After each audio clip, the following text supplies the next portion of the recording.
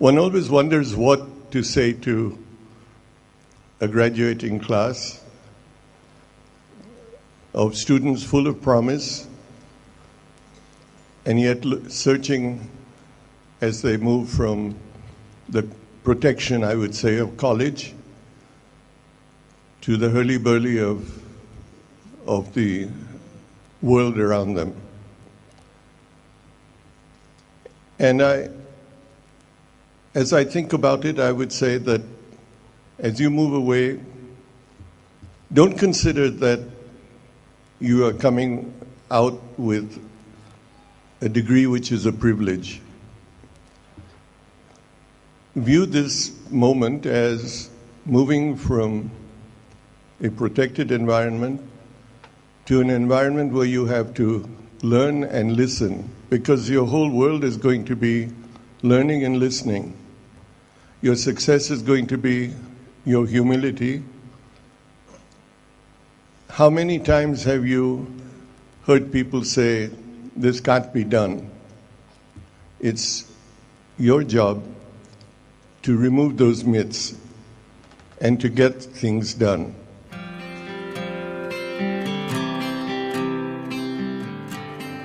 It's not a single person, but a group of people, and that is the staff at the Taj during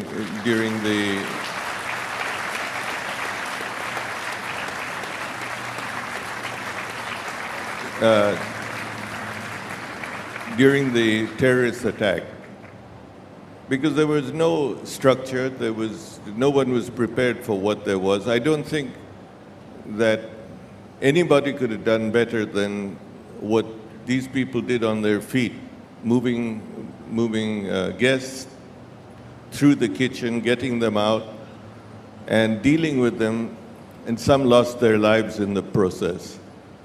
These were ordinary people who had no great degrees behind them, and they provided leadership, courage, and in some cases gave their lives for them. I think the tribute should go to them because they were the ordinary people that did it.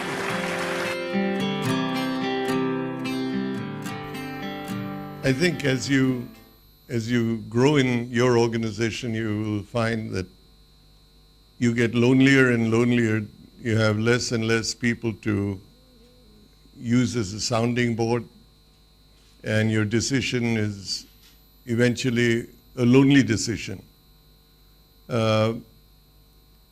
Then you're forced to look at options as you see them at that moment in time. And indeed, many of your decisions may not be the best. My own view on that is you should do what you believe is right. It may be the tougher decision, it may be the tougher option, it may be the more troublesome option that you have, but if deep inside you, you know that it's the right decision for the right reasons, not for the wrong reasons, then you should go ahead and take it, and take the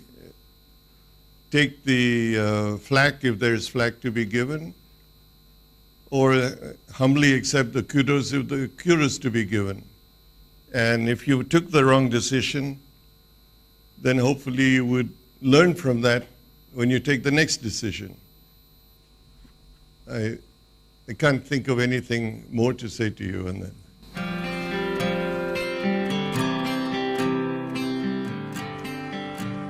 Let me just take a minute and you look at the world around you. Are the great successes the large companies of this world? And there are many, and many successful companies. Or are they the companies that took chances, where individuals started in garages, where ideas were born? Where did Microsoft, where did Apple, where did Amazon, where did Google, where did Facebook come from? They came from ideas that people felt something could be done and that they could make a difference. Now, why is trust so important to both of you? Why is trust the center point of your businesses? Mr. Tata first. My view is that trust is an underlying foundation for the way people look at you, people look at your business, people look at the way you operate your business. Trust is the basis on which you live by your contractual obligations. And I think trust is more important than anything else. Your psychological bond with your customer and your worker and your stakeholders in general. I think without that, you run the risk of being a superficial business entrepreneur based on criteria which are not, in fact, truly fundamental to the manner in which you do business.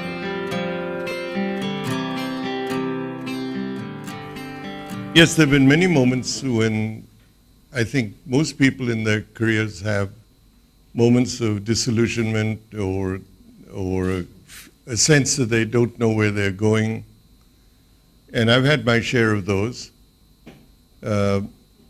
As many people may not know, I spent the first 8 years in an endless training program that seemed to be going nowhere.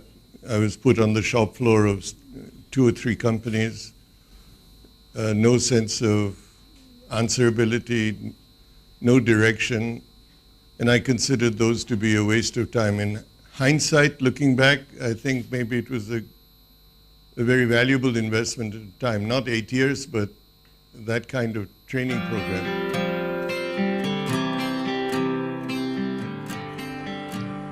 And I would say that you always need to take a view that you have had the privilege of a good education.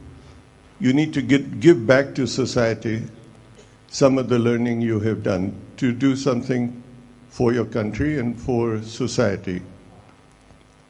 And you shouldn't merely consider yourself successful based on the prosperity you gain for yourself, but you should go home at night feeling satisfied if you have made a difference. That difference is something each one of us can make. We'll have failures and we've had frustrations, but it's a continued commitment that we have to the world around us, to ourselves and to the people of India.